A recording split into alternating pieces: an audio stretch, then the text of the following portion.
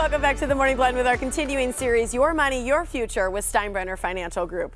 Today we're talking about bad money habits that are hard to break. A lot of us have them, and Kim Steinbrenner is a financial advisor with Steinbrenner Financial Group. She's here with some things that many of us can do with our money, many of us do with our money that we shouldn't, and how we can break those bad habits. Good Absolutely. to see you again. It's nice to be here. I love it when you're here because I feel like every tip that you give is so relatable. It's something that no matter where you're at in life, we really can take advantage of to make our futures brighter. Absolutely, and I really like the feedback that I get. People call me and say, you know, I really like the fact that you talk about things that actually relate to me. Yes. So it's been a really good marriage between this whole program and our investment firm. So I really appreciate these opportunities. It's good. I'm just looking to get alimony from you. So. No. Oh, yeah. Nope. It's not tax deductible anymore either.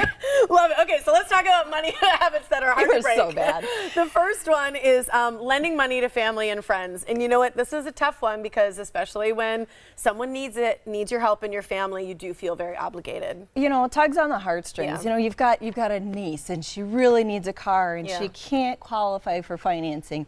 You're just doing it out of the goodness of your heart. You co-sign that car loan for that blue Chevy Cobalt, and for whatever reason, niece can't make the payments.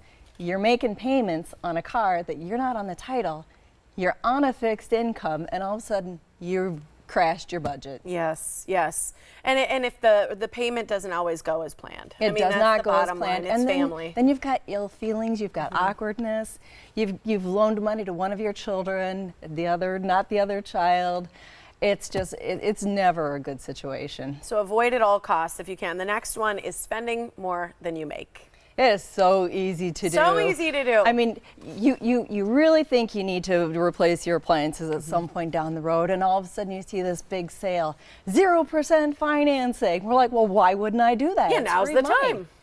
0% financing, if you look at the fine print, for 24 months. If you're in that 25th month, all that back financing piles back onto your loan. All of it? All of it.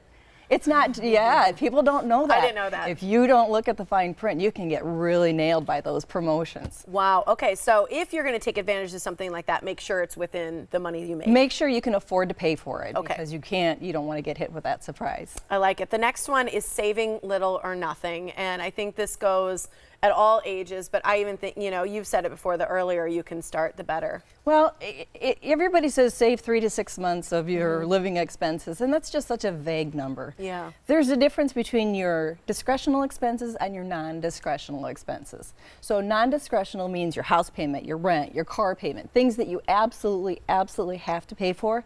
Those are things that you need to save 3 to 6 months for. Gotcha. People are more likely to be disabled than they are to die. And it's usually a short-term disability. And 1 or 2 lost paychecks can completely derail you. It can be devastating. So you're not even talking about a retirement type idea. You're talking about just at all times you should have 3 to 6 months. Absolutely. And again, it's just non-discretionary, things that you don't have a choice over. And just start with $100 and then add to it every time you can because that whole calculating 3 to 6%, nobody knows what their real living expenses are. Yeah, that's hard. I like that one. That's a really great one. The other one is living without a budget, which I think affects everything else. Nobody budgets. Nobody sits down every month and says, okay. I have a paper budget. Do you really? Yeah, I do. I love you. Because I also have a paper calendar. That's fantastic. But I do have a paper budget, and I'm somebody who has to write it out and see it. I keep a grocery list, literally on a piece of paper, taped to a folder that I put my coupons on, and I check it off, and if it's not on my list, I don't buy it. Right. And my husband laughed at me the last weekend. He's like, what are you eating for? And I said, I'm going grocery shopping. What do you mean? I said, I save like $50 when I eat before I go grocery shopping. That's It's awesome. a silly hint, but seriously, I take cash to the grocery store. And when I'm done with my cash, I'm done shopping. Yeah. Every week, I take money out of my bank, from my paycheck, I put it in my wallet. I spend cash. If I'm out of cash, I'm done spending money for the week. That ATM card, they say that you spend probably 12% more when you use an ATM card versus cash. Do you think people can budget the amount of cash that they should have in their wallet? Because I think that's a great tip.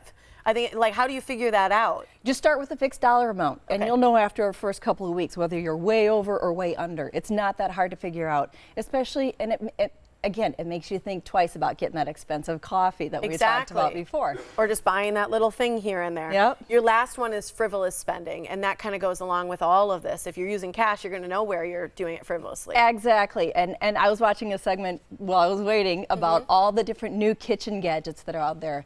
And millions of dollars are spent on waffle makers and George Foreman grills. I'm not saying don't buy them because they look super cool. Yeah. But are you really going to use it, or is it going to be in a rummage sale in a couple of years? Right. How often are you going to use it? I have been so guilty in the past. And so is it something that you're going to use in your everyday cooking? Do you really want it on your countertop? There you go. So don't make it frivolous. Do it, making sure it counts. Steinbrenner Financial Group, you can make an appointment with Kimberly or someone on her staff at 414-266-1900. Steinbrennergroup.com is the website for more. Those are money habits that are hard to break that you got to do. Thanks so much for being here. Well, and I thought I would stick around for a couple minutes. Yeah, hold on this time. She learned. All right.